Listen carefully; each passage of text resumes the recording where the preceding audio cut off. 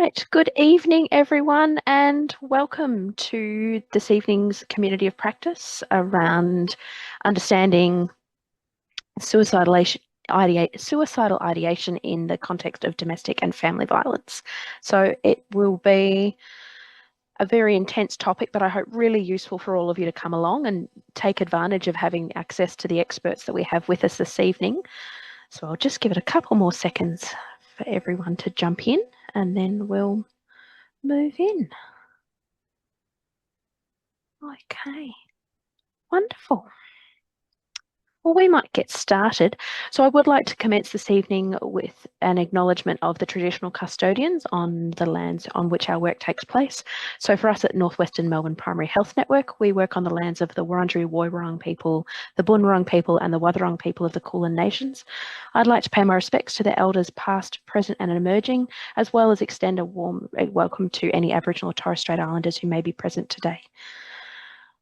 So just a little bit of housekeeping before we get started. So this session is being recorded. You will be muted on entry. However, as this is a community of practice, we would really love you to engage, bring your questions. It's a safe place. So please do take the opportunity to ask questions as we go through the presentation. If you don't feel comfortable to raise your hand, you're more than welcome to pop your question in the chat box, and we'll be monitoring that as we go through the presentation. For attendance reasons, and so we can issue certificates, if you could please just make sure that your name is the one that you have registered for the session with. The instructions are on the screen there if you do need to change your name over to what you've registered. Okay, wonderful. So to avoid detracting from the content today, I'm just going to go through a few things that Northwest Melbourne Primary Health Network has to offer in this space to support you in your practice. So I'm hoping you're all very familiar with health pathways, which are our clinician-written, for clinician-based service navigation pathways. So hopefully you're all very familiar with this page and you've all organised your self-login. There are a huge number of pathways that are relevant in this space and are tailored specifically for the Northwestern Melbourne catchment. So please, if you feel stuck, if you feel like you need some guidance, Health Pathways is a really good place to go. The other opportunity that we have at the moment is our primary care pathways to safety. This is our final round, and we still do have a space for one more practice to participate if you have not done so already. So it's a capability building program designed for the whole of practice, so both your clinicians and administrative staff. Benefits include tailored support to improve the confidence of the entire practice team in responding to family violence. It's through the method of facilitated learning workshops, ongoing of communities of practice like this, and there is an incentive payment available for participation. So if your practice would like to participate, the contact details for Nikki, who's the program officer overseeing this program, are available at the bottom if you'd like to reach out for any more information. So we might get started. So the content that we are going to discuss today can be distressing. It's we are aware that it can raise things that potentially you've not dealt with or that you thought were well dealt with that are going to come to the surface. So we do have a support person, Alec, who you'll see on screen down the bottom, available. So if at any point, if you need to take a minute, step out of the session, take a breather, please feel free to do so at any time. We will always let you back in when you feel ready to rejoin. If you would like to discuss to someone, Alec is available and the phone number is there on the screen. Alec will only be available until 8:30 this evening. So if you do need to take advantage of having a chat with Alec, if you can't get through, please just leave a voicemail and he will return your call up until 8:30 this evening. If you need something more immediate, Lifeline is available on 131114, or if it is serious or you have serious concerns for your safety of someone else, please dial 000. So without further ado, I'd like to introduce the three amazing speakers that we have present this evening. So Associate Professor Magdalena Simeonis is a GP in Northwest Melbourne catchment, and we feel very lucky to have her. She's also an honorary researcher with the Department of General Practice at the University of Melbourne and is a Safer Families Facilitator trainer. and the Safer Family Centre. Rodney is a psychologist and behaviour change specialist who has significant experience working as both a men's behaviour change practitioner and also in the policy and program space in both the government and non-government sectors. And we also have Lily, who's a registered midwife and is here in the context of a lived expertise academic expert at the Safer Family Centre. Integrating lived experience into research, education, and practice development. Lily also coordinates the Weavers Group, which facilitates meaningful and impactful collaboration between women with lived experience of family violence, pardon me, and academic staff to enrich research and training. So, I'd like to pass over now to Associate Professor Magdalena to start this evening's session. Thank you so much. Thank you so much, Natalie. And thank you everybody for attending today. This is a really important session, and it's the first of its kind where we're addressing family violence in the context of suicidal ideation in the context of family violence. And as we'll learn today, it's a lot more prevalent than expected, both amongst victims, survivors, and perpetrators of violence.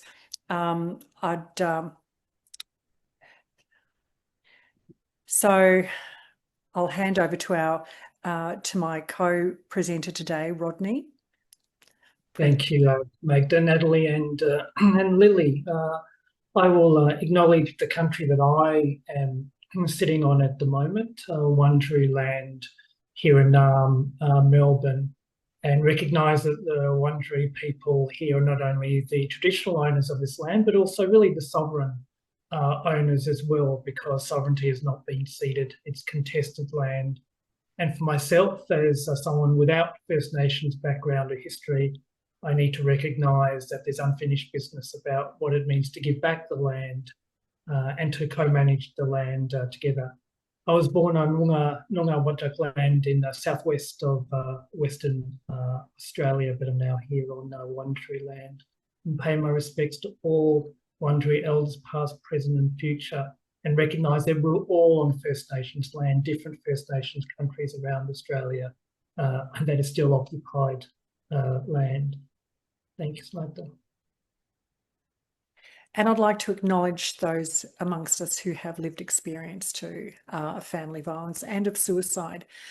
This is really a heavy session, as Natalie described at the opening, and I want to just extend support. We all would like to extend our support and acknowledgement of your bravery and resilience for participating today too. There are some pretty big workshop objectives for today's session, and it's really about understanding the relationship between family violence and suicide, suicidal ideation and suicide, and to recognise the specific risk factors for family members within the context of family violence, to describe the signs of suicidal ideation in individuals experiencing family violence and intimate partner violence. I think it sometimes comes as a surprise as a GP when a patient comes back and says, look, you know, doctor, thank you so much, you know, for being there for me. You saved my life. And you think, well, I didn't really know that you were feeling that way. So I think this is about us having that in mind, that when they're experiencing domestic and family violence, or perpetrators of domestic and family violence or intimate partner violence, there may well be suicidal ideation. And then to extend this understanding around the impact that this has on children's mental health and their increased risk of suicidal ideation, especially during adolescence and even later on in life. And some will have witnessed the suicide of a family member, which is very destructive. So understanding the impact of that beyond the individuals that we're actually managing and seeing. And then to look at safe and appropriate risk assessment safety planning strategies and support pathways for suicide and domestic and family violence, which are all really big issues. And there's a strong evidence that there's a link between suicide and family violence, and the Victorian data amongst 4,790 male and female suicides between 2009 and 2016 demonstrate that 1 in 4 of the suicides had experienced family violence prior to death. Now, this is a mixed number, so this does represent male and female, but we'll see in the subsequent slide that there's actually a disparity in that females experience suicide more than men do, perpetrators in this context. And just to help you understand why the data is sort of old, it's really that we're looking at this retrospectively. So it may well be evidence that's collated from history taking or from other evidence that's associated with the loss of life. Most of these suicides were associated with men who had used family violence, and women were significantly more likely to be listed as a victim of family violence where there was suicide, either of the perpetrator or of her.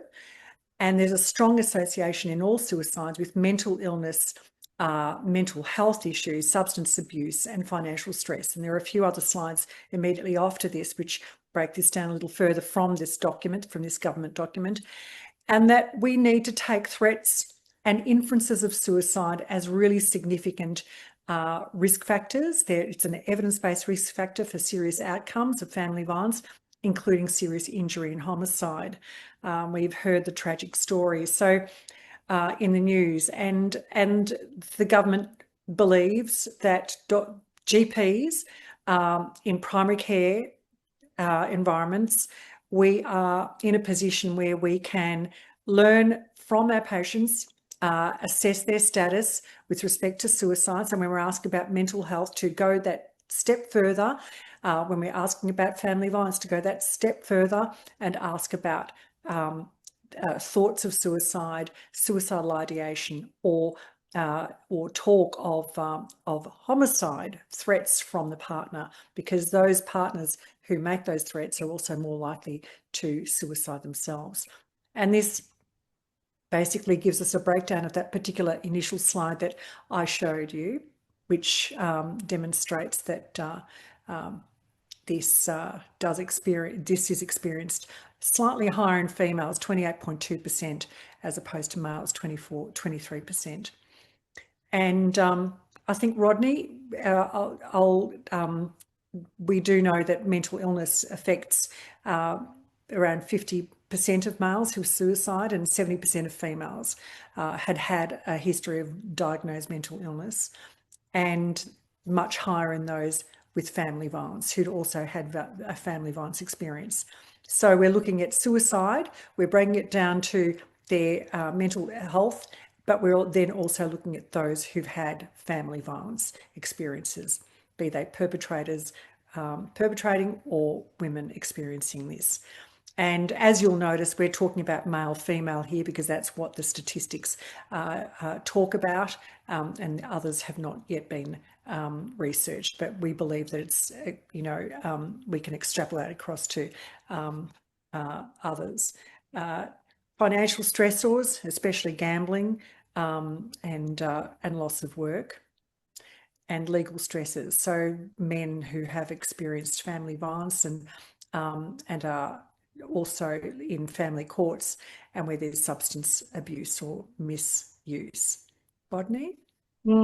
Yeah, so for men who perpetrate domestic, family and sexual violence, we know from research that they are at a higher risk of suicide. And sometimes it is a suicide that's associated with killing their partner or even killing children. Recent Victorian research looking at police data and mental health data showed that they're about 11 times higher, more likely to use emergency mental health services, even men who use family violence, 11 times more likely to use emergency mental health services. And there's UK research which shows for those male users of violence who are pose a particularly high risk of severe violence, they're over 20 times more likely to suicide. And so with these men, we often need to think of the suicide risk in two ways. One, yes, it's used as a tactic. There are so many situations of women and family members experiencing deliberate threats by the male user of violence, of suicide, as an attempt to control their behaviour, as an attempt to force their will, to get an outcome, to manipulate the adult survivor to stay in a relationship she doesn't want to stay in, or to not confront him about things that she needs to talk to him about, to give up particular things of hers that he wants to control, to force his way. Unfortunately, it's a common tactic, and it's a tactic suggesting serious risk. At the same time, some of these men also do experience, I guess, what you could call psychological pain, that in their victim stance view, where they're believing that their partner owes them things, where they believe that they've been hard done by their partner, and where they're desperate to keep the relationship because they depend severely on their partner in a range of different ways. If there is some risk to that, their partner separates, they start to come into contact with legal systems, they can feel that their world is tumbling down. And if they feel as though they can't regain control back over those outcomes, some may be a high suicide risk. And of course, one of the ironies around this is that we're trying to think about this in that victim stance view that the men have, that their partner's not doing anything unreasonable, not confronting him about anything unreasonable, because he sees her as someone who's doing him wrong. He can very easily feel as though his back is against the wall, even though she's not doing anything wrong, but because he's got a strong sense of entitlement, and because he has set rules, has strong expectations of her, and when she doesn't do what he wants her to do, he can then feel that he's been victimised, and that's some of that warped thinking that men use to justify their use of violence. So when something goes wrong, if his controller slips, if his partner increases her resistance to the violence, if she separates, if there are justice system consequences, and he starts to feel desperate, that's where he can both use suicide as a tactic to try to regain that control, but also he may be sensing or feeling some real psychological pain, that his life is slipping away, and some depression and hopelessness can increase. So with the men who use violence, we think about it both in terms of as a manipulative tactic, but it can also be a sign of genuine suicide risk and sometimes suicide homicide risk. So that's very thought-provoking, and one of the expectations is that we can identify women who experience family violence so that we can support them better. And I'm not sure how many here have actually undertaken the readiness program, the Safer Families Readiness Program, with their practice around family violence, identifying and responding and managing victims of family violence. But this slide is taken from that program, and this is how the many ways in which family violence victims can present in our clinical setting. So it's not just physical trauma, which is the obvious thing, of course, which is, you know, the musculoskeletal injuries sometimes in very odd places, marks around the neck from attempted strangulation, genital injury, the psychological trauma such as PTSD, anxiety, depression that's really difficult to treat, eating disorders in adolescents and women, and suicidality. So this is what we need to be screening for when women come in with a suspicion of family violence or with mental health issues. And also the fear and control, and how it affects women in other ways, their sexual and reproductive health, having unwanted pregnancies, having unwanted unsafe sex, and also around maternal presentations of family violence, which is maybe in the way of failure to thrive in pregnancy, growth retardation, or early miscarriage, or or low birth, or basically women who are failing to put on weight and have major mental health issues throughout their pregnancy. And then there are the long-term consequences also of living in this pressure cooker, or as if on eggshells, of, you know, self-neglect, which results in, you know, being overweight and diabetes and cardiovascular disease and hypertension, all the chronic diseases and chronic conditions that become neglected because they can't get away to see the doctor, they can't manage their health, they can't manage themselves, their own well-being, and their focus is on basically survival. And then the chronic pain, the abdominal and discomfort and irritable bowel and chronic pain and headaches. So these are the things that we need to be aware of. And when these are triggers for us to ask about family violence. And Rodney will describe here some of the evidence-based risk factors for red flags. No, thanks, Magda. So in addition to him threatening suicide in a way that is quite obvious to the victim survivor, there are some other really key evidence-based risk factors here. And when we look at these, and I'll speak briefly to some of them, of course, we're thinking about what does the survivor, what does she feel about her fear and safety? Because we know if she's saying, I'm very afraid, I'm worried about what he's capable of, we know that we need to take that seriously, and the research clearly shows that points to serious risk. If we're engaging with the patient or the client who's using violence, then we might also be thinking about how's he talking about her, how vitriolic or hostile is his narratives about her, what's that sense of betrayal he might be experiencing or talking about, does he have a strong grievance about her?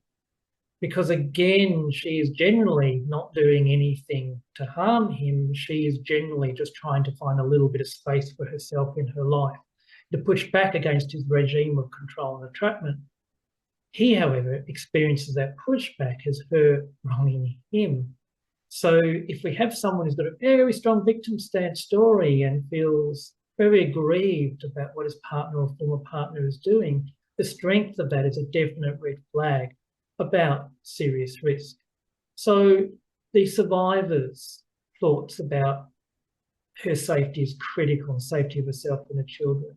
How he's talking about her and how severe that is, how much he paints himself out to be the victim is also really important. But in addition, these evidence-based risk factors can also alert us to serious risk. We know, for example, that non-fatal strangulation is unfortunately a severe act of silencing her. The terror that produces is a deliberate act to silence her, to make her too terrified to be able to try to push back against his rules and demands. If we look at stalking, particularly post-separation, is also a real indicator of severe violence there. Obviously, things like access to weapons is critical. The extent to which she's controlled by him, how much effort does he go to entrap her?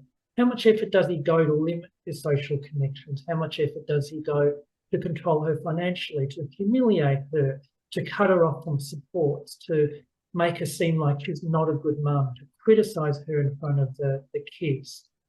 The extent of coercive control obviously is really important here. Is he really jealous, possessively jealous, obsessively jealous? Does he catastrophise that even when she's just spending time with a male friend, he's catastrophising that she's having an affair and has that ruminative anxiety and thought stacks on that anxiety with that. Substance use is not a driver of family violence, but we know that men who have significant substance use problems have a high risk of using more severe violence. And also, too, substance use is often associated with a coercive controlling lifestyle. Their lifestyle revolves around drinking or revolves around the substance. So they'll often control their partner to ensure that they have that substance using lifestyle, access to the substance, money to feed the substance. So there's a lot of controlling behaviours that come in with that too. So I think we don't need to see all of these evidence-based risk factors, of course, to start to get really worried. It might just be one. It might be a threat to kill. It might be non-fatal strangulation. And we're also thinking, what's changing? Is his behaviour escalating? Is her resistance to his violence escalating, which is why separation can increase risk? He may feel that his control is threatened. And of course, the paradox is that while he's demeaning her and threatening her, he's also sometimes very dependent upon her psychologically. The old adage of she's not your rehab, which you may have heard, is that many users of violence have a strong psychological dependency on their partner who are doing all the emotional heavy lifting for him in his life. So separation can be a time of a lot of crisis for him, where he may escalate his efforts to try to get her back. And if that doesn't succeed, he may escalate his efforts even more and use more controlling behaviour. So what's changing? What meaning is he making out of what's changing? And what does that mean for how desperate he might become? Now, obviously, in primary health situations, you might be aware of some of these things and not others, of course. But these are some of the red flags to look out for that we can sometimes pick up even from the user of violence. Thanks, Rodney. And this comes back to our activity in the room with our patient and what we can do to support our patient who's experiencing family violence once we've identified this. And once we've, once we've identified also what red flags they're experiencing in terms of perpetrator violence against her, our role is really to listen empathically and without judgment, because this entire sort of scenario is not an easy one for women to talk about or women to disclose to their doctor. It takes a lot of courage to admit that their life is far from perfect, and that the veneer of the happy family is actually a sham, and they ideally want to be respected, but have no experience of this at home. And so for us to listen empathically and without judgment demonstrates respect, and it gives them a sense of trust and a feeling that we're there to listen and support without judgment. We're not expecting them to make a decision around anything with this disclosure. We need to, of course, inquire about their particular needs. And as Rodney said, they are really their own agents and often have a clearer idea of what their needs are, even better than we do. So we need to listen and respond to their various needs and concerns.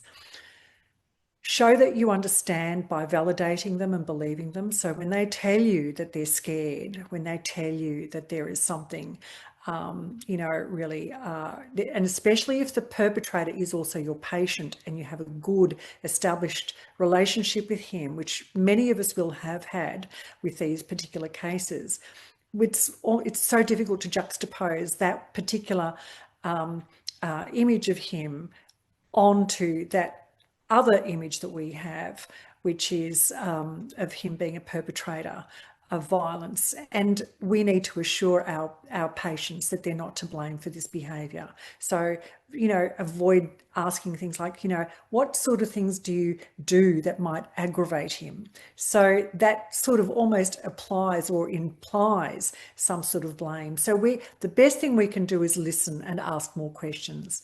And then to enhance their safety by discussing a plan to protect themselves and their children from further harm, especially given that we know that evidence shows that 50% of children who are exposed to family violence also become victims of family violence themselves. And that to help them, we need to help them connect to information services and social support, especially where they've been socially isolated, emotionally isolated, and cut off from their family and friends. And this is especially the case in culturally and linguistically diverse communities, where the woman might have come here, married him, and lives in a multi-generational household, which is all his. and they have no personal supports of their own here. So helping them connect to services and also keeping this as confidential as we possibly can. Let her know that you're there, that the door is open. And that's how we show that we care. So on the right side of this slide, it's the how we do what we do. And this is directly taken from focus groups with women who have had lived experience of family violence. And this is what they tell, what they've said that they want from their doctor, that they want to have choice and control around how they manage this and how we help them manage this. They want us to support them in taking action and advocate for them where that's needed. They want recognition and understanding, which comes down to the validation and the listening with empathy without judgment. And they want to also feel that we've, that we're partnering with them, that there's an emotional connection, that we understand, and that we're empathizing with what they're living through. So that's recapping our role. And some of these we've already talked about, but in the readiness program around how men who perpetrate violence might present in primary care and especially if they're our patients, and also we see the female, their partner. It's important that we don't disclose that we know what she has told us about him. If he presents with other issues such as depression and suicidal ideation, issues around work, we inquire about their substance use and abuse. They might present with chronic headaches or back pain or just not feeling right. They might have unexplained injuries to the face or groin that they don't want to really disclose how they happened, or make some excuse around bumping their head on the edge of a door or something like that, or playing or during a game of footy or soccer. Sometimes men disclose that they've got an issue with anger, especially when they're feeling rather guilty and that there's been a massive outburst at home and they've been violent. They might actually come, and that's the guilt that I think Rodney was sort of alluding to before, that some can actually be rather conflicted. So being violent and being a perpetrator of violence is not good for their health either. And they might also demonstrate, which I think a lot of us in GP land have seen, that partners who are always at the side of their men who are always at the side of their female partner, who make the appointments, who attend the consultation, who talk for her, who know everything about her menstrual cycle. They might come across as really caring and really supportive, but they're in fact really that's highly suspicious of being controlling, especially when they talk on behalf of her. And we need to try and get her on her own in the consultation. We need to find techniques to have him step out of the room, and not just outside the door, but away from the waiting room, and maybe even put some money in the parking meter, or get some, insist that there's a mandatory 10-minute requirement that we have with our patients alone, so that he is removed from the room. And gently finding out from the female partner if there's been anything that she wants to talk about in his absence, and especially if she has recently disclosed to the GP that there's been some family violence. And of course, as Rodney said, recent separation and childhood experience of abuse. Rodney? Yeah, I think just adding to that briefly, Magda, I think you've explained it so well, is we're going to probably have the most sensitive and detailed inquiry with the survivor. And everything you talked about before there, Magda, is so critical, because we think for victim survivors, what they're up against to disclose. There's still so much victim blaming in our community. And she might have tried to talk about it with people before who have partly blamed her or given her well-meaning advice, but advice that doesn't make sense for her context and circumstances, or just told her to do things where there isn't an option. She may not have an option to safely leave, or she might have a lot of restrictions because of this curse of control, so she can't do things that her friends are wanting her to. So it takes a lot of courage to just cove again, to take a risk, to worry what you as a GP will do with that information. So all of those skills that you talked about there, Magda, is so critical to make it more likely that she will take the risk to disclose again. Whereas for him, because he is excusing his violence, minimising it, blaming it on her, justifying it because she's unreasonable or she makes him jealous or whatever his excuses are, he's not likely to come in with a narrative of, yeah, I'm a violent man and I've been harming my family. Maybe, as you're saying, Magda, he might talk about himself as someone who's got an anger problem. It's more likely to be indirect. It's more likely that you as a GP will pick up signs that he's talking about relationship conflict. You can see some depression building. He's starting to drink more. His life is unraveling a little bit. And that can give you the in as we focus on with that other training around how to then use funneling as a technique to try to open up some explorations about whether he thinks he isn't the best father or the best partner that he can be, and to take it from there with the better man at.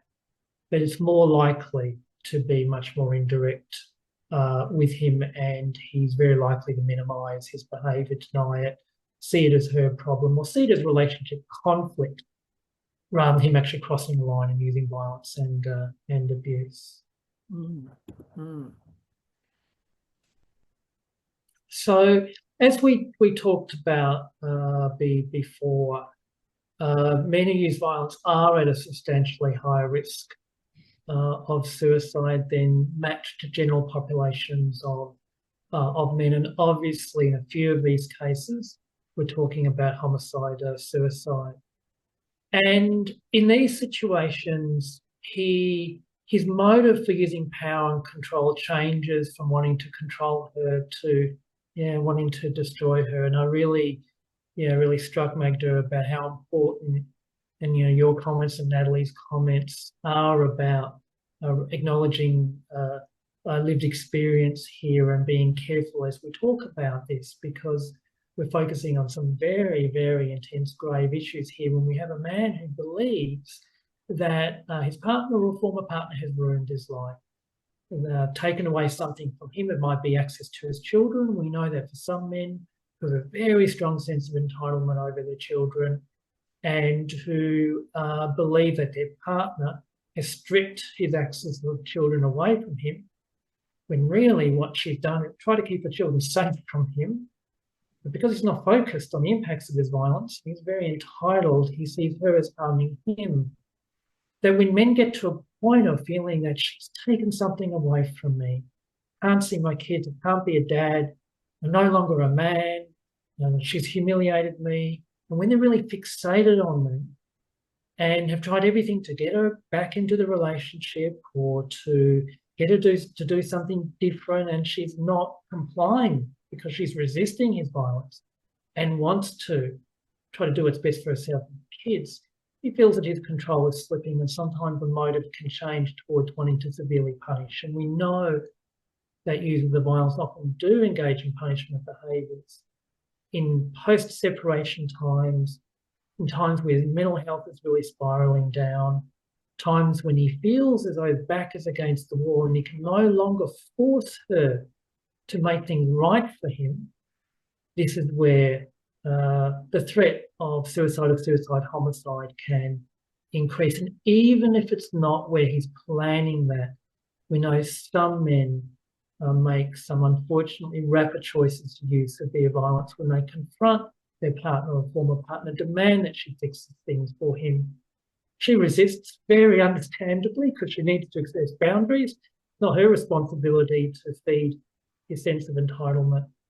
And then you can make rapid choices after that. So we look at these stress points, upcoming legal matters.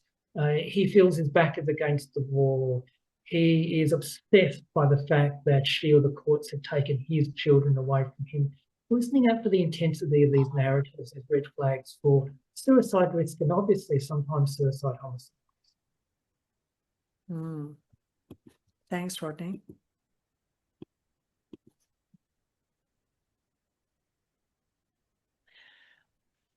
So here are some practice suggestions when we're dealing with this, when we're seeing family violence and and we're talking to perpetrators who are disclosing that they have suicidal ideation, or that that we've identified that they're perpetrators of violence, and that through those funneling questions around, as Rodney said, they might not come in and say, I beat my wife. They'll say, I lose my temper, I fly off the handle, or she really pushes me to the limit. It just drives me mad sometimes. She doesn't stop with the nagging, and the kids, and I do everything I can, and sometimes I just let loose. Yeah. Again, the listening. This is a key tool that we can use. One, to also gather our own emotions. I think that what we need to acknowledge is that as doctors who care about our patients, and especially the woman who's experiencing this, but we're now with the perpetrator, we need to take a breath and manage our own emotions, right? Because it's very, very tempting to express our opinion in a way that alienates him, and we don't want to create a barrier. We want more information. We also want to be able to perhaps even steer the conversation, or steer his thinking towards a different, more constructive way of thinking about his own life and his own behaviour. So it's a difficult balance where listening, taking on board all that information without colluding, not supporting his violence supportive narratives. And that's a difficult thing. I think, Rodney, you've probably got a lot of experience with this, and I'm looking forward to hearing how you recommend we do this. And in fact, I'll probably ask you now if you can share with us some of those techniques that you recommend we acquire and learn. Absolutely, Magda. I think you've really started off really, really well in framing some of those techniques. So one of the things I was hearing from you is what we call selective empathy. So if the patient, the man, goes, oh, look, I don't want to lose it in front of the kids, but she's right at my face and she makes me feel, and he's really in that big victim stance blaming her. Because as you're saying, Magda, listening is important, because if we don't do some listening, he's not going to go with us in the conversation. He's going to feel as though we're at him or challenging him. And if we take too much of a moralistic, antagonistic viewpoint, he's just going to retreat. He's going to just say something nice that you want to hear, but not really listen. We might even escalate up. So selective empathy is where we listen to something that enables us to keep the conversation going, where, as you say, Magda, we can then steer it. We try not to collude. So we may say something like, oh, John, it sounds like you feel really worked up in those situations. I've said things like, so when your partner is really trying to tell you something and she's upset and she's not mincing her words, what do you do with your own feelings in that situation? Or what do your kids see you do when you're starting to feel worked up? So a bit of selective empathy, of acknowledging something about his situation, but not agreeing with she's hysterical, not agreeing with she's winding him up, not agreeing that she never gives him a break, not agreeing that she's stolen the kids away from him, because that's his entitlement-based thinking. But I might say something like, yeah, it's hard, John, when you're not with your kids. How do you manage that feeling when you're feeling hurt about that? Because I'm trying to steer the conversation on how does he manage the difficult feeling? How does he manage it when he feels angry? How does he manage it when he feels upset? And then trying to use skills to keep the conversation on self-management and the support that he needs to manage intense feelings. Might focus on, when you're feeling really bitter about this, how strong does that bitterness get? And he's probably going to still go back to criticise his partner, but then going to go, oh, wow, there's a lot of bitterness there. Can we spend some time talking about this bitterness? Because I'm worried that this bitterness is getting in the way of you being able to look after yourself, after your health, and to do the best thing for you and your family. So we're trying to align with him that the feeling that he's experienced and the intensity of the feeling is the enemy, not his partner or ex-partner. and trying to help him to see what he can do to manage that feeling. He's going to want to keep blaming her, and this is where we may need to interrupt him and say, John, can we come back to talking about what you can do in this situation? You know, your partner Sally's not here to give her side of events, and it would be best if we can talk about how you can manage this, because I think that's how I can help you.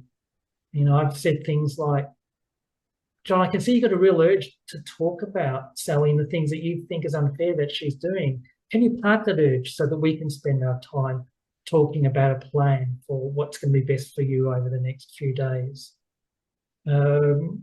So we often have to actively create a conversational container where we bring him back to how he manages difficult feelings, the choices that he has, and for some planning, obviously safety planning in the future and case planning. We just need to be patient around that. To do that, we do a little bit of listening, selective empathy, try not to collude, but we're also not moralising at him as well. We're taking, I guess you could say, a curious approach and trying to find a midpoint between colluding and being, you know, too confrontative or too aggressive. That helps them to feel less shamed, because we know that shame is an issue for some of these men who use violence, that ultimately they know that they're being an unsafe person. Ultimately, deep down, they know that they're not being their best self. And confronting that shame is really difficult for the men, is one reason why they don't want to face up to their behaviour. So we don't beat around the bush. We can be direct, and I'm sure many of you have much better skills than me in being direct with your patients. But at the same time, we don't want to push them too far too quickly. Thanks, Rodney. That's really helpful, because that's a really difficult position to find oneself in. So these are some of the signs of thinking about suicide. So when we ask, you know, about suicide, which is what we can do to support our patient, and also show that we are there to help and not judge. We ask about how they're feeling trapped, or is there, you know, are they feeling a sense of hopelessness for the future? How do they look at the future? Do they feel lonely or rejected? You know, is this, and are there any other stressful life events, such as something from their past? Maybe it's triggering something that they've experienced in the past. It may also be something that's currently occurring, such as at work. There may well be issues at work. It's very hard to maintain sort of a personality at work and a work level and level of engagement when there's so much else going on in their mind, if they're depressed or suicidal, and feeling very, very unhappy or very angry. So that can be very disruptive, and it might be showing in other ways that other people are noticing, or that are impacting other aspects of their life. So ask about the rest of their life and the rest of their context. And sometimes, which is a little bit of a scary one, because this is a paradox, you know, we hear about the suicidal person who looks really happy on the outside. So they might have gone through a really rough patch, a really down and out phase, and then they sort of look happy. And that may well be a sign that they've made a decision to end things. And so I think what this suggests here is that it's always supposed to be present in our conversations somehow in our own minds when we're seeing our patient, like asking directly how they are. And, you know, we were talking last time about some really dark thoughts you were having, and where are they now? Where have you placed those dark thoughts? And how are you feeling about that? They may or may not be honest about it. But what we do know is that if they have made a decision to suicide, they're more than likely going to succeed, and that is and that is devastating all round for the entire family unit. So look at things around also. So from one contrast, which is the happier state, to the isolation, being withdrawn, not going out, not staying home, drinking alone, withdrawing from family, not connecting with friends, being socially isolated. That's also a very, very sinister sign, because, well, we know that men suffer loneliness, and loneliness is a very strong indicator of depression, or trigger for depression. And then that can also be reflected in changes in behaviour, and their sleeping and their eating. So, you're losing a bit of weight, I think, John. How are you cooking? Are you cooking for yourself? Are you eating, missing meals? What's your appetite like? What's your sleep like? Are you waking feeling rested? Or you're feeling tired, or you're waking through the night? So the sort of the usual questions we ask about mental health and depression. But in the context of family violence, it's really important for us to park our own feelings around his behaviour towards her, so we can understand where he's at. Because, of course, if he's suicidal, he might also be homicidal, and that's something we want to try to avoid and try to curb or identify. And then there may be other suspicious signs, such as sorting out their affairs, giving away cherished possessions, or sorting their will, which sounds pretty ominous, even though it's a practical activity and something that should be done, certainly in the situation where there's a separation, where that may well need to occur, but that might also be coinciding with them having made a decision and acting out of character. So not being their usual self. So, Rodney, have I covered most things there? And I think just a couple of things that I will add is that I know that with some victim survivors, because unfortunately some men succeed in being able to punish and to use family court and other means to really severely separate their ability to care for their children, to have access to their children. For some victim survivors who are feeling suicidal, the shame around that can obviously be intense when they're starting to feel, look, it's hopeless. He's got the kids away from me. I'm never going to get my kids back. Family court have won. He's got all these solicitors. I've been struggling for years. Or whatever the mechanism is by which he has unfortunately been able to use systems that enable him to win against her and to perpetrate violence against her and to control outcomes. That sense of hopelessness that builds can be awfully shameful or it can feel very shameful for victim survivors to start to disclose about feelings of suicide, which is totally understandable that they're having those feelings given the way in which he's enabled to strip her of her kids and her family. So the delicacy is the need to be very, very sensitive here in these screening questions is really, really important. I think for the user of violence, so for the victim survivor, when we start to inquire and we start to use a question, so say it's a victim survivor and, I can't imagine everything that you're up against here and how long you've been trying to fight for. Have there been some times where you felt helpless about this and started to have thoughts of ending your life? And say that we have a survivor who says no. Oh, no. I think it's really important to have follow-up questions.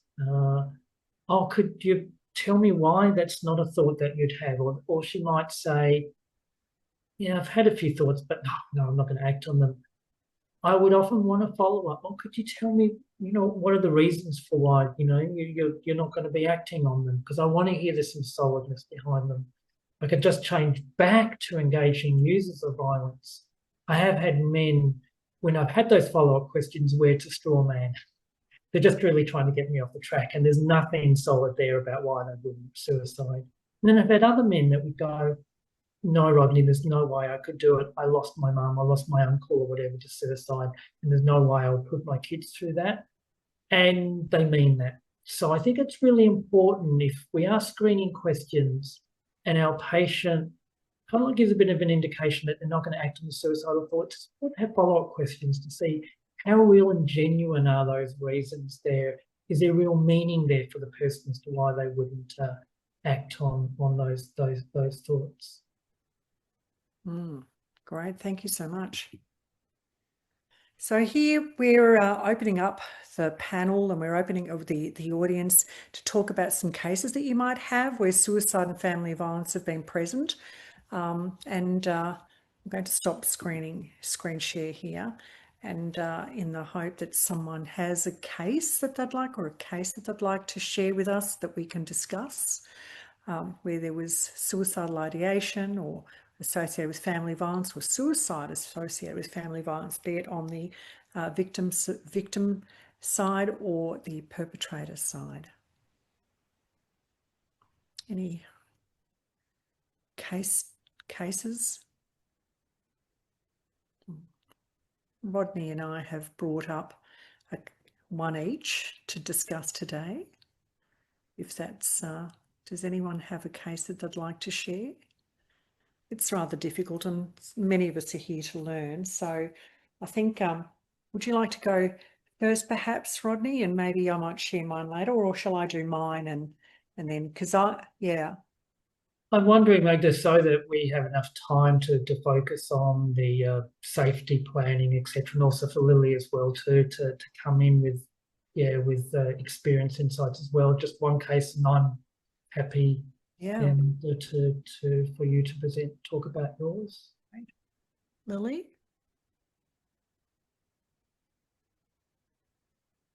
Hi, everyone.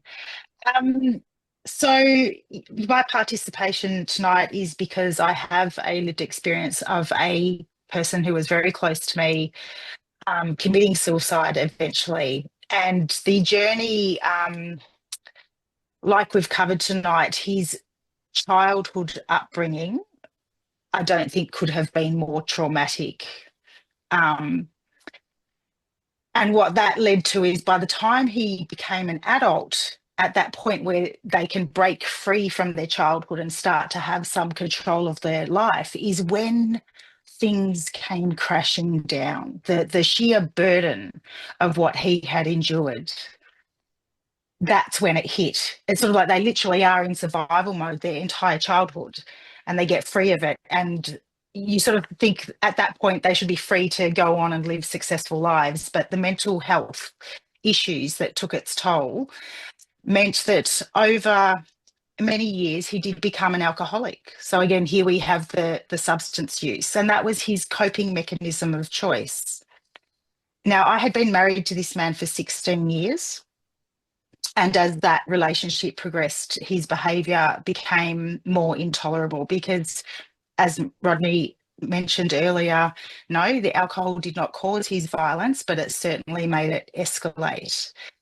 We were also both raised in the context of a religious cult, and one that views men as, it was not an equal relationship, is what I guess I'm trying to say. So as time went on, I tried to encourage him to get help. I could see his suffering, and this is where this space is just so complex, that want to have empathy for him because I knew he needed help, versus where do I draw that line and focus on protecting me and the children, because what they were exposed to was not good for them. It took me 13 years before he would finally see a counsellor, and for the last 3 years of our relationship, he was regularly seeing a counsellor. She did confirm with him that he is an alcoholic, and she managed to get him to go to Alcoholics Anonymous. But after 3 years of that, I realised nothing was changing. And again, it's just so complex because as women, we're also socially conditioned, as well as the added layer of being raised in a cult, that I was responsible for fixing the relationship. You know, relationships are hard work. Where do you draw those lines? These are the kind of things that survivors can be grappling. I ended up ending the relationship. I just recognised that I deserved better, really. And it was 7 years after I left that he actually did commit suicide. And I think one of the things that I observed as I was going through that journey is astonishingly the amount he would drink every night. He couldn't walk a straight line, yet he could get up the next day, go to work, and he was the site foreman on building sites. And he managed, I don't know how he managed his alcohol so well. So nobody saw what I saw behind closed doors. And again, given how much he drank, he was actually overall a very well and healthy man. So those points in time where he connected with a GP was so far apart. I cannot encourage you enough to use every opportunity to have to start these discussions. I can only imagine how different things may have been if much earlier on in the piece, doctors had these discussions with him and got curious, and the outcome could have looked completely different. So really just making the most of the opportunities you have with your patients, whether they be perpetrator or survivor. Mm. Lily, that's really deep food for thought, and you've hit so many points there. You've made so many important points there. Thank you for sharing that. That is a really, really difficult story to share. So thank you for that. That's okay. Yeah, it's you're right. Doctors don't see well men for regular follow-up or checkups. Yeah.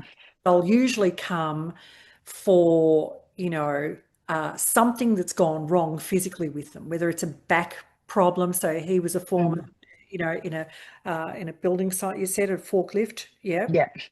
So interesting, because a lot of men who work in that industry would see an occupational health doctor, right? Yes. They all have occupational health screening, and they think that seeing an occupational health doctor is the same as having a GP, and that is one of the complex conflicts that occupational health and general practice have, because what happens in the context of occupational health doesn't necessarily get shared with a GP at all, especially if they don't have a GP, because they get a document with all the sort of, the blood test results, and, this is your BMI, and, cut your smoking, reduce your drinking, but all else is fine. And they think that they've had a full health check, which doesn't really include the sort of level of discussion, the kind of discussion that would occur where a man has a relationship with a GP who gets to know him a bit, knows a bit more about his life, his family life, what he likes, what he doesn't like, how he's feeling. And it's very easy in occupational health to get through and pass all those tick box assessments just so that you don't lose your job. So you just keep working. And I think that what you've raised there is really important, that men don't have a regular contact point with the GP. And that may well have been very different had he had that relationship, that conversation, like, tell me, John, or his name, how are you going with your drinking? How are things at home? How are you feeling? Tell me about your background. What sort of things are going on? And having a mental health care plan. Did he have, mental health support? You said he'd been seeing a counsellor. And that was outside of the context of your relationship with him. So it was for both of us, and she was actually very good. So again, you know, in the context of domestic violence, generally speaking, couples counselling is not recommended. But he was also one of these perpetrators who, probably midway through the relationship, I did try to leave several times. And as we know, victim survivors usually make several attempts to leave before they finally do. And it'd get to the point where I'd go, right, I've had enough. I'm ending this. And that's the point he would threaten suicide. So I'd back down. And then it might have been several months before it happened again. But after a few years, I sort of recognised the pattern of behaviour. I thought, we're just going round and round in circles here. We're getting nowhere. And that was eventually what led me to actually leave. And in that final 3 years, that was where I really put my foot down and I said, unless you see it, because I didn't know what I didn't know back then. I thought counselling was a good idea. And again, I think I wanted, like most women, you just want to know that you were fair and you gave them every opportunity to change. And so that was my final straw. You see a counsellor and you need to stop drinking. And she was great. 95% of the time she saw him alone. And along those 3 years, I think I would have seen her maybe 3 or 4 times. But she also, in those few sessions with me, sort of just confirmed that, you know, I'm not responsible for him. He needs to get help for himself, and great that I want to be supportive. But she actually strengthened me and gave me, you know, that validation that I didn't have to tolerate this for the rest of my life. Yeah. Yeah. Yeah. Has anyone thought of a case they'd like to share? I don't have a suicide case, but he did talk of suicide at some point in the context of that marriage.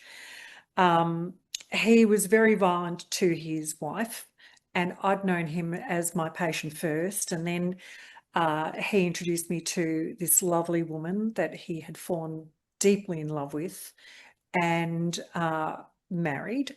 And together they were like the picture perfect couple and produced a couple of children. And professional man, professional woman. Interestingly, she was pretty much, well, now when we look back, she was coerced into stopping her work as a professional woman, as a lawyer. So she became a stay-at-home mum, but, you know, glamorous sort of on the outside. And while, you know, he focused on his building, you know, his own sort of profile and career. And it was rather late in their marriage that she disclosed that he was being very violent towards her. And it was it started after the second child, and he withdrew from her sexually and behaved very differently towards her. And there was tension. She did not disclose violence until quite late in the piece, because she felt somehow that she herself was somehow less attractive and therefore needed to sort of work with herself to keep him interested, and put a lot of effort into all of that, and didn't succeed. And during that time, she then found it really untenable, because the children were starting to observe that he was violent towards her. They were old enough to observe this. But he also had an excellent relationship with the children and seemed to get them to believe that she was deserving of this kind of behaviour, that she was useless. She stayed at home all day. Look what she does. Look what I've built. Look what I'm doing. Look at the life I create for you guys. You know, you've got the best of everything. She's got the best of everything. So it's a really terribly skewed perception of roles to begin with. and then his denigration, humiliation of her in front of the kids, which unfortunately influenced the kids' perception of her too. He was a really influential, charismatic sort of man. And that was quite difficult to address both sides of the coin at the same time. He dropped off seeing me after she disclosed that she was a victim of family violence. And but while he was seeing me, he was feeling very trapped in a marriage that he was unhappy in. He felt that even though he loved her, he couldn't stand so many things about her. She lost all her self-confidence because she had really lost her professional standing and had not practiced for a long while, and felt that she was totally dependent. And she also had no family support. So she came from quite a dysfunctional family. And so he and his family were her world. And it was, she felt trapped. She felt alone, and very, very alone, and immersed herself in being the super mum, which meant that she was a bit of a helicopter mum, which is of course what the kids hated. And so then during that time, he did disclose that he was suicidal, that he felt like, he was so trapped because all he could see was how costly it would be to split if he did. So he felt very trapped in an unhappy situation that he wanted to be out of, but he loved the kids, and it was a real conflict that he was facing, living up to the expectation he had of what marriage and family life were, and then trying to get himself out of a relationship he was no longer interested in. And so this took years of supporting her in her way. They did try some couples counselling, which she insisted they do. And I was sort of not very hopeful about that, but, trusted that she knew what she wanted and what she felt was best for the relationship. And I think all that did was it sort of strung their end out further to the point where they separated when the children left high school. So that's a long life of putting up with that kind of behaviour. She, by this stage, was sleeping on the couch. Kids belittled her, and as young high school adults, and now adults, and they've formally split. He used to threaten her with suicide and homicide if she dared leave. This was even when things were really bad. And this is what she told me, but she didn't want to call the police. She wanted to, she felt that she could manage him, or manage it. And well, now we're at a completely different end of their life, phase of their life. They've separated. They're financially separate, and he's in a new relationship and with a pregnant partner, and that's his choosing, and the children are living with him. So she's lost everything, but she feels entirely free, and for the first time, although financially insecure, has found herself really exploring her own life, her own opportunities, and things have worked out for her in the long run. But I think that's a sad story, but it didn't have the tragic outcome that it could have had. And I don't think that there's anything I did there that made a difference to the outcome or to him either. I think it was probably helpful for him to know that I knew everything. It was a very strange sort of dynamic because I was his original GP. And so he knew that I knew, even though we never really talked about it directly, because I didn't want him to know that I knew absolutely everything. What she shared with him was up to her, but I never broached that with him when he was in the room with me. I tried to make my time with him about him, which I have to say to the other GPs in the room, I found very difficult.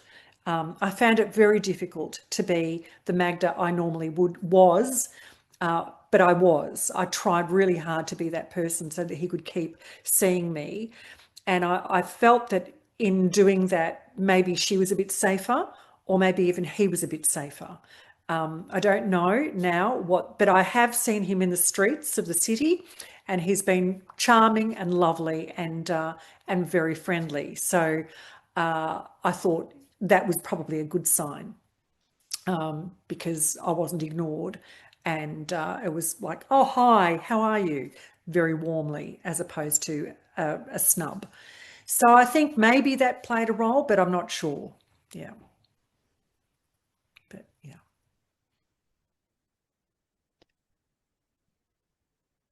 But I just add in a quick comment just to emphasize, you know, that moment when she let you know that they didn't want to go to the police, how important that is. And that's where that lives model and that care model that we were talking about earlier, is just so important. The last thing in these situations anyone would want is someone coming over the top of them telling you what you must do. You know, the reality is the only person living through this is the couple, and it can be incredibly overwhelming if someone else comes along and tells you what you must do. And in fact, more than likely that would stop them engaging with you. And the very thing you want to do in this space is keep both the perpetrator and or a victim survivor engaged, because if you're engaging with them, you have that opportunity to support them and walk alongside them to whatever outcome that they are seeking. Really important. Thanks, Lily, because that was not an easy position to be in. That was a very uncomfortable position to be in, because I wondered, what do I do with this information? And I had to listen to her. And during COVID, because they were in the house all the time, things did escalate, just as the statistics say. And she could only call me from a car park when pretending to do shopping, and would call sometimes in the middle of a consultation, which I had to take because I thought, and she had me on her speed dial for this reason, because I said, look, if things ever escalate, you have nobody else. She had nobody else. And she didn't have a friend. Her friends all thought her life was perfect. You know, we're talking, you know, the Cartier watch and all that scene. So everyone thought it was perfect, her life. And she didn't want that veneer to be shattered. And she felt ashamed of that. So it was really difficult. So thanks for that, Lily. Yeah.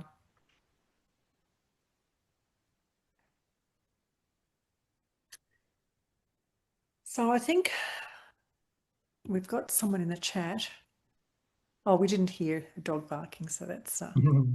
I wonder if we spend a few minutes maybe on some of the slides focusing on suicide risk planning and response, just in the time that we've got. That was great. And a suicide safety plan. Thanks. Thanks, Rodney. No problems. So if we've got some detail on slides here about responding to a patient who's expressing some degree of suicidal ideation, and probably because of the time, it's not ideal to think of both victim survivors experiencing violence and men who are using violence together in this, but we'll probably inevitably have to because of the time. So when we're thinking here about how big is that patient's desire to live versus desire to die. Now, obviously, if they're very intent on dying, only a small part of them left that entertains some hopefulness about living, then that is really different than if there is a part of them that still wants to live. Situations where the part of them that wants to live is tiny or non-existent, and they've made that decision, they're fully intent on dying, that is different, and that's more obviously the emergency responses, where we might need to think about even, you know, mental health acts, etc., when the part to die is completely dominating. But we're going to spend some time talking about the more common situation where there's some of both. There's a part that wants to live and a part that wants to die. And so therefore, how do we respond to that? Where the part that wants to die, often intense psychological pain, and suicide is seen as a way of relieving themselves from a situation where they've got a degree of hopelessness. They can't see a way out of their particular pain. And as we know, we cannot in those situations just pretend that things are rosy, talk them out of that suicidal thoughts. To have that engagement that Magda talks about means we need to be prepared to sit with them and acknowledge that pain, and to not try to make it pretty or pretend that pain isn't there, or to try to think we can magically make it better. If a patient sees us as being willing to hear how depressed they might be, or how hopeless they might be about things, or the extent of that pain, and that we're not just trying to smooth it open, they're more likely to maintain engagement. We're more likely to be a resource for them to support the part that wants to live. So through this, we're obviously doing a degree of suicide risk assessment, and part of that is looking at things like what is their current degree of planning, if there is. Now, often when there are some suicidal thoughts there, I'll ask questions of the person. Things like, how often do you have thoughts of wanting to die? When you have thoughts of wanting to die, how much does that grip you? Do they linger? Are you frightened by these thoughts? And again, there's a big part to live. They're probably going to be a bit frightened and disconcerted by having thoughts of wanting to die. So obviously we might be asking a bit about their suicidal thoughts. How frequent, how much do they grip, etc. But it's really important to ask about planning. And again, as Magda was explaining, the patient may not be honest, but if we establish rapport, have a non-judgmental approach, we might get an honest answer. So if there is a current plan, then we're looking at how much time, how much detail is it? Have they gone into acquiring any of the means? Is the plan something which is foolproof, something where they won't be discovered? And part of that is looking at any previous attempts. We know that previous suicidal attempts is a risk factor for a further attempt. So what methods have they used in the past? Why have they chosen those methods? And how did they feel when the method didn't succeed? Were they relieved, or were they disappointed that they didn't die? So this is part of our risk assessment. Included in this is the reasons not to die. Again, that part to live, exploring what might be the barriers for them suiciding. It could be something to do with some hope they still have.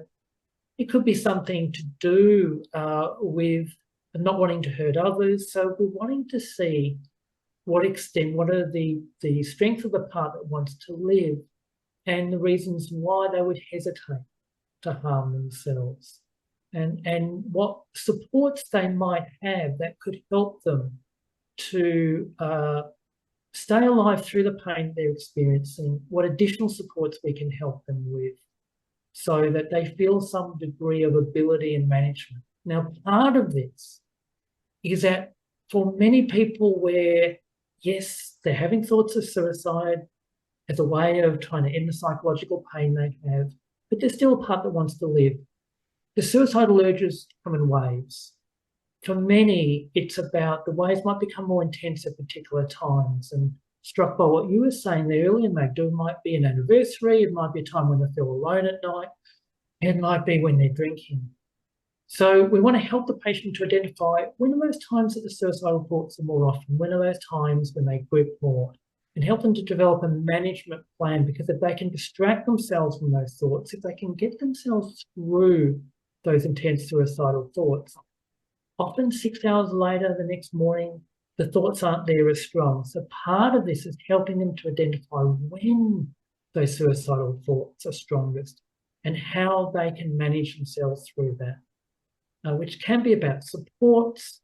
It can be about, as you can see on the left column here, things that they can do just to get themselves through those times, rather than things that are going to be involving adding more stress or more drinking. Obviously, a part of this too is looking at what means they might have. And so, particularly if they've done some degree of planning, what access to means do they already have? And of course, we worry more about suicide risk if they've already started to make preparations for death, they've bought the means, you know, they've got the noose, etc. So obviously all of that heightens our worry. But if in a suicide risk plan, in a safety plan, we're wanting to get as much distance from the means as possible to make it as hard as possible for them to acquire the means. So we're thinking supports, in their natural world, and for support to be a genuine support, they have to prepare the person. That's really important. They can't just tell you a few people in their lives who could act as support. They need to reach out and say, look, I'm going to need you 24/7. If they don't have enough supports, that's when we need to build extra supports, including through all of those helpline services, which are really important. We work with them on concrete strategies that they can manage the suicidal urges when the suicidal ideation increases. And we have plan B and plan C. If plan A doesn't work, what is plan B? And if plan B doesn't work, what is plan C as part of that? And we're focusing on those things that's going to help in terms of their general mental health and also things like alcohol consumption. So the case management is important around treating things like depression, around focusing on AOD use as well. And as part of these developing a safety plan, it always has to be renewed. Things change, new circumstances happen. And so we're always looking to update and renew the safety planning and checking in with the patient about whether they've tried anything along the way to help them to stay safe. So I think maybe there's just a few of the things on these slides that I felt important to pull out, though I know there might be some other things to comment upon in the last few minutes.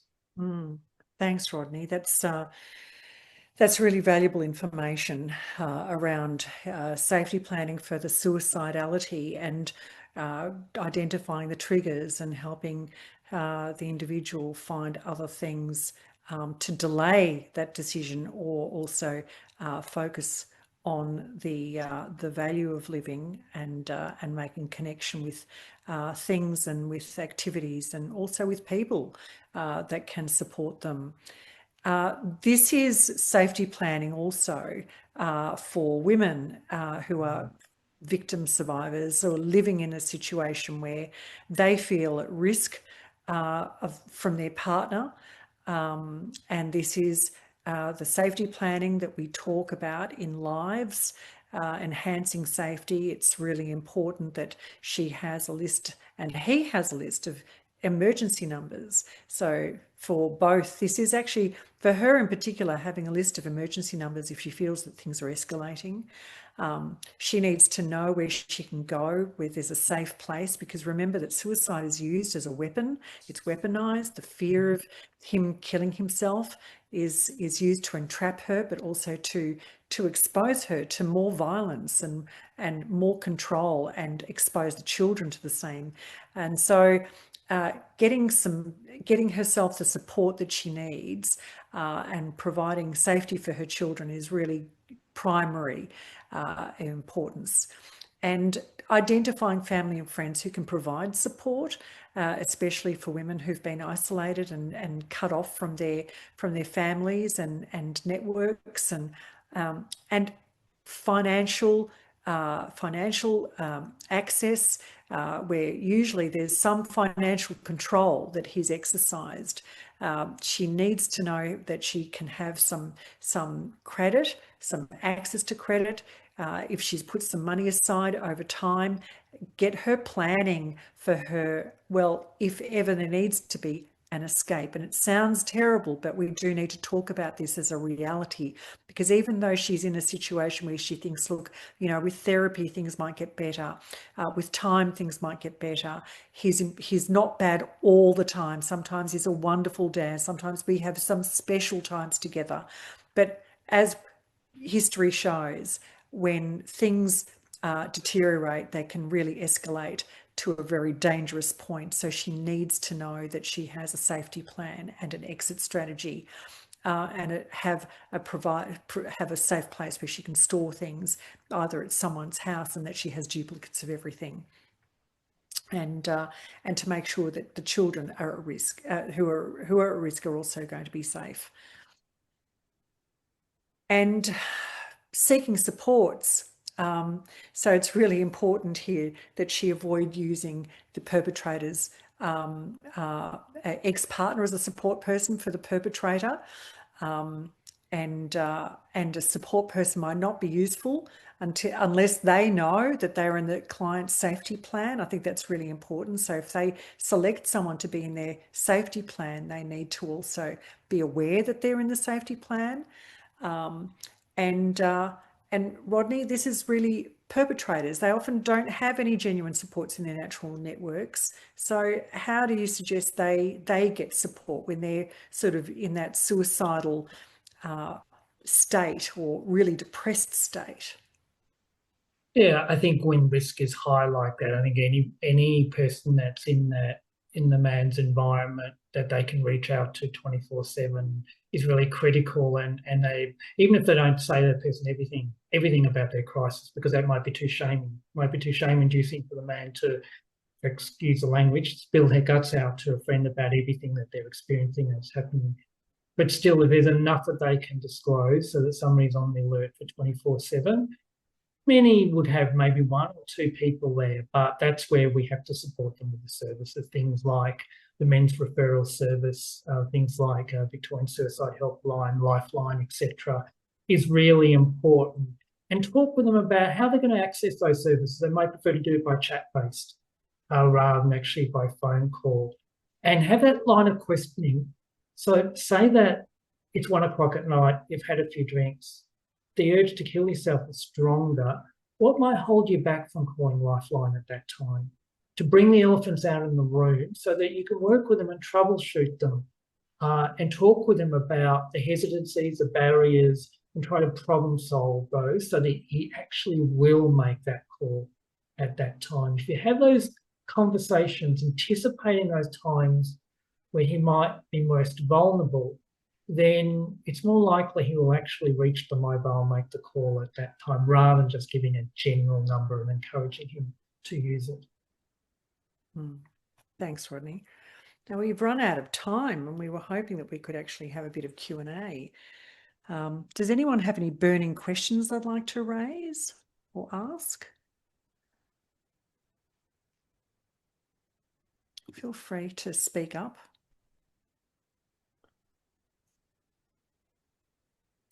I might press on with sharing information.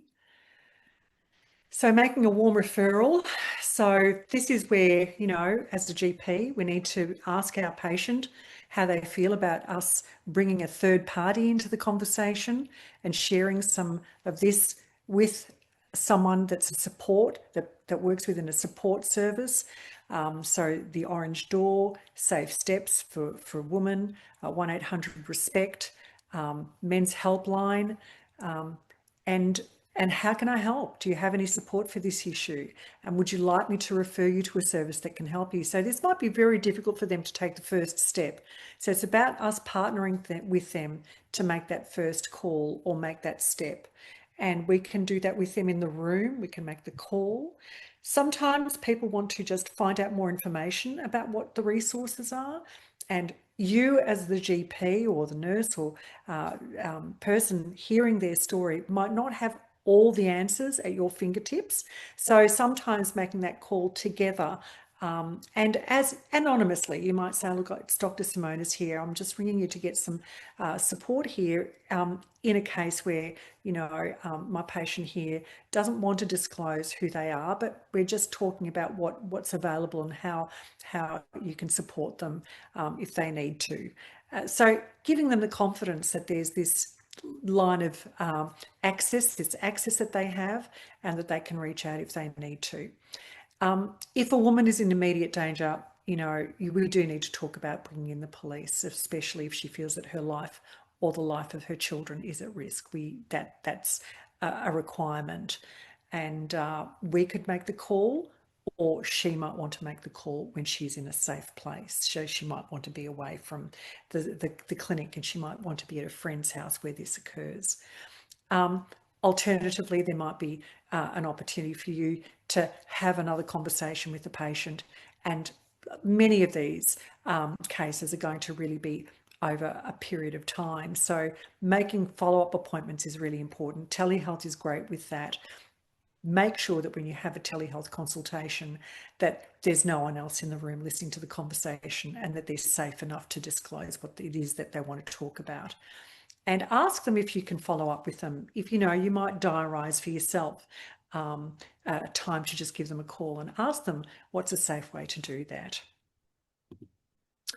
And here are some support services which will be, a list of all of these will be shared with you at the end of this, and to all of those who've subscribed to tonight's session who couldn't attend. And the list will be will include these services as well as others. Anything you'd like to add there, Rodney? Yeah, I think when we provide the information, there'll be some others like the brother-to-brother helpline, for example, for First Nations. There's a 24/7 line. We'll put men's referral service there, which is a 24/7 family violence focused service for men who use violence. I think the other thing there, and kids helpline as well, obviously really critical. And in the chat has been a number of reminders of really important services available for women experiencing violence. I think the other thing, mate, is that uncomfortable situation where we're with a patient, risk is really high. The part to leave is small, and there may not be immediate danger, but we sense they've got a pretty strong plan and a pretty strong will to die. Well, we have to think about the emergency mental health services and what supports we have, because occasionally we may have a patient where just letting them go is just too high a risk without them being someone 24/7 around them. It's always uncomfortable. They're hard calls to make, but that's where we need to be able to know what secondary consultation services can we call upon immediately. Do we need to use a CAT team, etc.? Unfortunately, we do need to keep that in the back of our mind in some situations. That's really important, Rodney. Thanks for adding that. Now, there was one last question here from one of our attendees for Lily, and I'm not sure if Lily feels like responding. We're a bit over time, but it's from Montana Platt. I have a question for Lily. Thank you for sharing your story. From your lived experience, what are some of the safety planning methods you would suggest and would have found most helpful? Thanks, Lily. Yeah, sure. So unfortunately, when I was navigating this, we didn't know what we know, and we still don't know everything when it comes to suicide. We're only getting better at this in recent times. So I didn't have the services that were listed. I think Lifeline was probably the only one that was there. Nobody, I first started mentioning what he was doing to my doctor, and one of the things I recommend you never say is, oh, well, the ones who threaten it are the ones who never do it. I was told that more than once. I was told that by medical staff. I was told that by police. He's the least of your concern. If he's threatening it, it's not going to happen.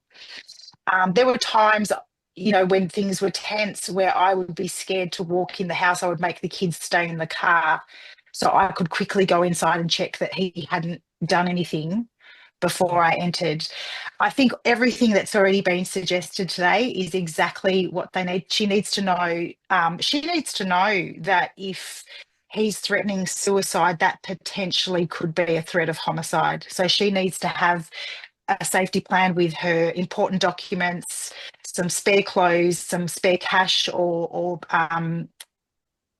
gift cards kept somewhere safe at possibly friends or family's spaces.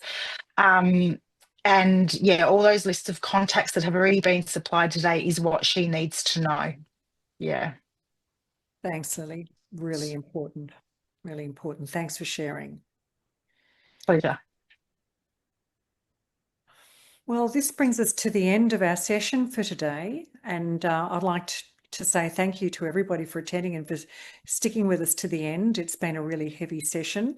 Rodney, thank you so much. I've learned so much from you, and you too, Lily. Thank you so much. I've learned so much from you too, and thanks to Northwest PHN for helping us with this session today and for hosting it, and for everybody else who's attended. The material will be shared with you, and this has been recorded. Thank you so much. I think we've all been really privileged to have the three of you come and speak with us and share your knowledge and your expertise. And Lily, thank you so much for opening up your experience. You know, the length of time doesn't make it easier, but you know, utilizing your experience to support us as health professionals to do better has been really appreciated, and I know that is felt right across all the attendants. So just finishing up, you will receive resources within the week, including a recording of today's presentations. We do value your feedback, so there's a QR code on the screen, so please take the time to let us know what was useful, what you would like in future sessions, or what we've potentially missed. Just a reminder for those who are in our catchment and general practice, if you haven't already participated and were wanting to really upskill your entire practice team in the family violence space, there is that spot remaining in our Pathway to Safety program, which contact details are available there. So I'd like to thank you all for attending. Please take the time, take some space for yourself, and go well. Good evening.